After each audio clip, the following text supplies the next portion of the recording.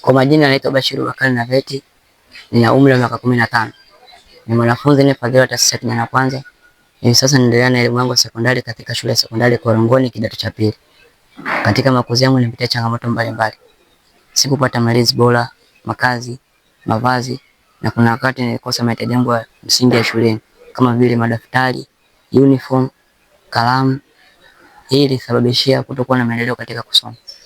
Baada ya kupata ufadhili chini ya taasisi ya Kijana Kwanza, imeniwezesha kuendelea na elimu yangu ya sekondari na nimepata mahitaji yangu ya msingi kama vile makazi bora, mavazi, malezi bora na huduma za afya bora. Haya yataniwezesha kufikia malengo yangu.